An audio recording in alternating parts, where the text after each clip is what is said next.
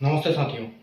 Important PYQ की series को आगे बढ़ाते हुए एक और क्वेश्चन बहुत इंपॉर्टेंट आपके लिए एलसीएम और एचसीएफ टॉपिक से। क्या है क्वेश्चन?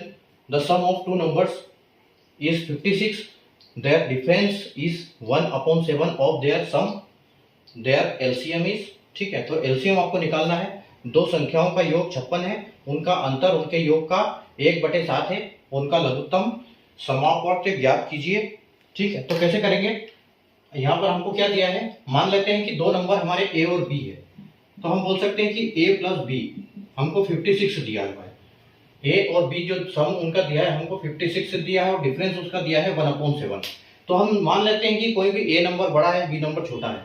ठीक है, तो ए माइनस, अगर ए में से बी को माइनस करेंगे तो वो क्या है, 56 का 1/7 है। ठीक है, तो 7 है 8 है 56 यानी कि 8। तो जो उनका अंतर है वो 8 है।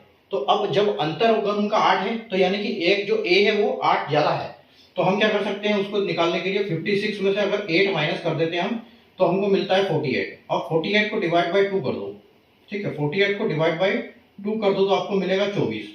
यानी कि जो आपका ए संख्या है, ए है वो क्या है 24, और 8 ज्यादा है प्लस 8 है, और यानी कि 32। और आपका जो बी संख्या है वो क्या है, वो है 24।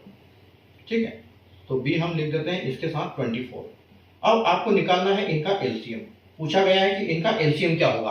तो आप एलसीएम इनको देख सकते हैं, अगर आपको टेबल पता है तो बहुत आसानी से एलसीएम निकाल लोगे, नहीं तो आपको स्कूल वाला मेथड वो उसमें टाइम लगेगा। बाकी आपको इसकी एलसीएम की प्रैक्टिस होनी चाहिए। अब देखो 24 की अगर हम टेबल की बात करें तो 24, 48, 72 और 96 96, और 32 का अगर 3 बार करेंगे तो 96। तो यानी कि इसका एलसीएम जो आएगा वो 96 आ जाएगा। ठीक है, तो 96 इसका फाइनल आंसर हो जाएगा, जैसे कि आप देख सकते हो ऑप्शन ए पे। ठीक है, तो एलसीएम निकालने का बहुत आसान तरीका, आपको बस टेबल याद होनी चाहिए। टेबल के हिसाब से आप बढ़ते जाओ और एलसीएम निकाल लो, क्योंकि स्कूल वाला टाइम कॉम्पिटिटिव एग्जाम में नहीं चलेगा, वहां लगेगा टाइम।